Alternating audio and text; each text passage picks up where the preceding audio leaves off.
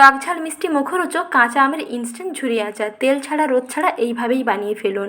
প্রথমে লাগবে কাঁচা আমের খোসা ভালো করে ছাড়িয়ে নিয়ে তারপরে একটি বড় ফুটোওয়ালা গ্রেটার দিয়ে এইরকম ভালো করে আমটাকে গ্রেট করে নিতে হবে। আর বড় ফুটোওয়ালা গ্রেটার দিয়ে গ্রেট করতে হবে যাতে আমের ঝুরিগুলো খুব ভালোভাবে বোঝা যায়। প্রথমে আমটাকে গ্রেট করে নেবেন, তারপরে আমের সঙ্গে মিশিয়ে নেবেন বেশ খানিকটা চিনি ভালো করে মিশিয়ে প্রায় 7 থেকে 8 মিনিটের জন্য রেখে দেবেন। দেখবেন খুব সুন্দর চিনি মেল্ট হয়ে যাবে।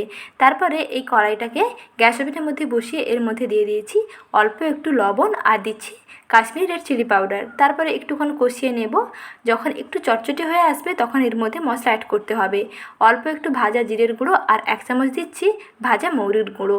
সব কিছুকে ভালো করে মিশিয়ে কিছুক্ষণ জাল দিয়ে নিলেই দেখবেন বেশ চটচটে হয়ে আসবে। আর নামানোর আগে অল্প একটু রেড চিলি ফ্লেক্স দিলেই রেডি হয়ে যাবে টক ঝাল মিষ্টি মুখরোচক কাঁচা আমের ঝুরি আচার। এইভাবে বানিয়ে দেখুন, দারুণ লাগবে। আর রেসিপিটি ভালো লাগলে লাইক করবেন।